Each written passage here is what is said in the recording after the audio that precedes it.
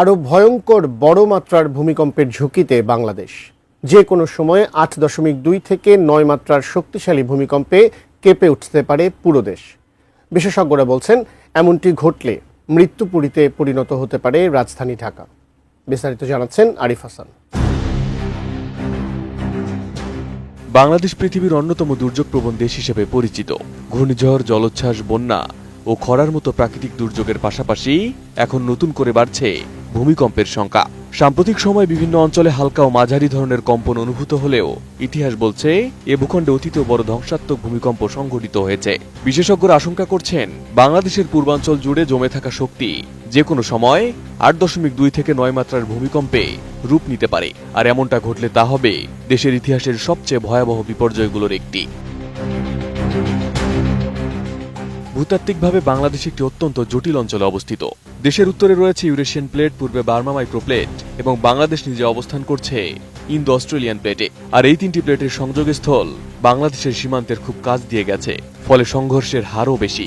গবেষণা বলছে এই প্লেটগুলো প্রতি বছর প্রায় 5 সেন্টিমিটার পর্যন্ত সরে যাচ্ছে, যা ভূমিকম্পের ঝুঁকি আরও বাড়িয়ে দেয়। বিশেষত সিলেট থেকে চট্টগ্রাম পর্যন্ত বিস্তৃত অঞ্চলটিকে বিজ্ঞানীরা লকড জোন হিসেবে চিহ্নিত করেছেন, যেখানে দীর্ঘ সময় ধরে শক্তি জমা হচ্ছে। তাদের আশঙ্কা, এ শক্তি যে কোনো সময় ভয়াবহ কম্পনে নিঃসৃত হতে পারে। এরই মধ্যে 21 নভেম্বর যে ভূমিকম্পটি অনুভূত হয়েছে, সেটিকে স্বাধীন বাংলাদেশে রেকর্ড হওয়া সবচেয়ে শক্তিশালী ভূমিকম্প বলে মনে করা হচ্ছে, যার মাত্রা ছিল 5.7। সাম্প্রতিক বছরগুলোতে যে ছোট ছোট ভূমিকম্পন হয়েছে, তাতে বড় ধরনের ক্ষতি না হলেও এবারের প্রাণহানি ও ধ্বংসের মাত্রা অনেক বেশি। বিশেষজ্ঞরা মনে করছেন, এই ভূমিকম্প হতে পারে সামনে আরো বড় কিছুর ইঙ্গিত। কারণ অতীতের অভিজ্ঞতা বলছে, যখন প্লেট বাউন্ডারিতে দীর্ঘ শক্তি জমে থাকে, তখন তা সাধারণত একটি বড় ভূমিকম্পেই বেরিয়ে আসে। বিজলি কেবলস এর স্কিন কোটেড ইনসুলেশন আগুন প্রতিরোধী। বিজলি কেবলস, নিরাপদ আজীবন।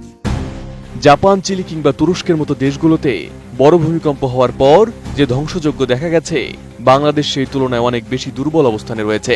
2023 সালের তুরস্ক সিরিয়ার ভূমিকম্পে প্রায় 50,000 মানুষ মারা গিয়েছিল, ধ্বংস হয়েছিল লাখ লাখ ঘরবাড়ি।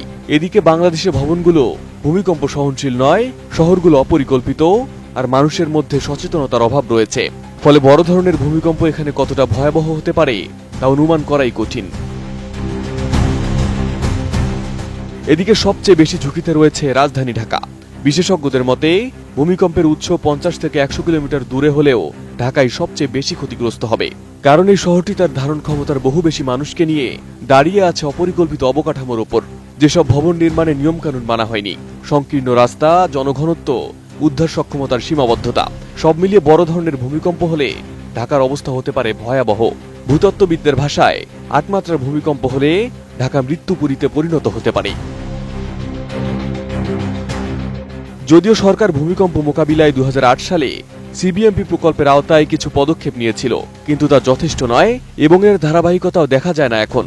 বিশেষজ্ঞরা বলছেন, জনগণের সচেতনতা বৃদ্ধি, ভূমিকম্প সহনশীল ভবন নির্মাণ, উদ্ধার সক্ষমতা বৃদ্ধি এবং ঢাকার উপর জনবসতির চাপ কমিয়ে পশ্চিমাঞ্চলে মানুষকে স্থানান্তরের মতো বৃহৎ পরিকল্পনা গ্রহণ না করলে বড় বিপর্যয় মোকাবিলায় বাংলাদেশ প্রস্তুত থাকবে না।